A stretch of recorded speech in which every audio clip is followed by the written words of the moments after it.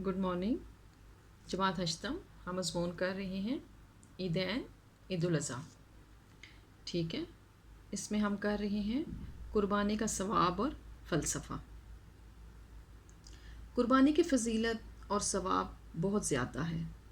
इरशाद नबी सल्लल्लाहु अलैहि वसल्लम है, खुदा के नज़दीक कुर्बानी के दिन कुर्बानी का खून बहाने से ज़्यादा पसंदीदा अमल नहीं है।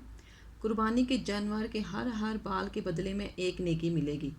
कुर्बानी की असल रूह तकवा है, जैसा कि इरशाद बारी ताला है, अल्लाह ताला को इन जानवरों का गोश्त और खून हरगिज़ नहीं पहुँचता, बल्कि उसको तुम्हारी जानब से तुम्हारा तकवा पहुँचता है।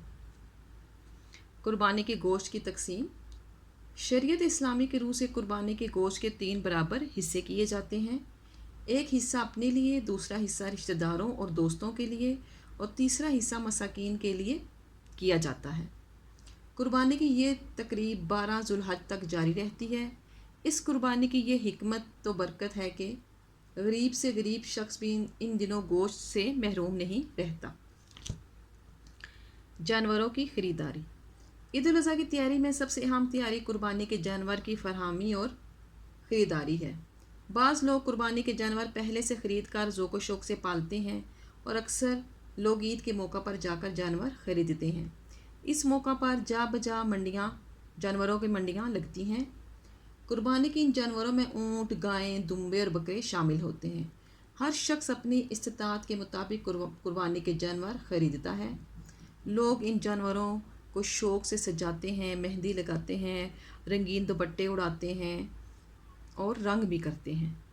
कई लोग इस ईद पर भी कपड़े, चूड़ियाँ, जूते ख़रीदते हैं, लेकिन ज़्यादातर लोग जानवर की कुर्बानी की तरफ ध्यान देते हैं कि जानवर ख़रीदा जाए और अल्लाह के हजूर कुर्बानी की जाए। फिर नमाज ईद। ईद उल फितर की तरह ईद उल अज़हा को भी बड़ी शान व शौकत से मनाया जाता है। बच्चे और बूढ़े, मर्द और औरतें सुबह सवेरे उठ जाते हैं, नमाज फ़जर अदा करते हैं, नहा धोकर नए कपड़े पहनते हैं। मर्द ईदगाह की राह लेते हैं, जबकि औरतें घर पर ईद की नमाज़ पढ़ने के बाद रंग बिरंगे पकवान पकवाने में लग जाती हैं। ईद उल फितर के बरक्स इस ईद पर कुर्बानी से पहले कुछ खाया नहीं जाता। लोग बुलंद आवाज़ से तकबीर पढ़ते हुए ईदगाहों की तरफ रवाना होते हैं। सब मुसलमान बड़े अदब से खुतबा सुनते और नमाज से फारिग होकर लोग एक दूसरे को ईद की मुबारकबाद देते हैं, गले मिलते हैं और कुर्बानी करने के लिए अपने घरों की तरफ आ जाते हैं। इस ईद की नमाज़ जल्दी अदा की जाती है ताकि जल्द अज जल्द कुर्बानी की जाए और लोग जल्द अज जल्द कुर्बानी करके दोपहर में अपने घर पे कुर्बान किया हुआ गोश्त, जो जानवर वो कुर्बान करते हैं, उसका गोश्त पकाते हैं और खाते हैं। इस ईद के मौका पर भी खूब रौनक, चहल पहल और गहमा गहमी होती है। हर तरफ मेले का समा होता है। ईद की अहम तरीन तकरीब कुर्बानी की तकरीब है। बच्चे ज़र्क बर्क लिबास पहने, ईदी की रकम जेब में डाले ईद मेले की राह लेते हैं और अपने घरों में आकर कुर्बानी के जानवरों को ज़िबा होते हुए देखते हैं।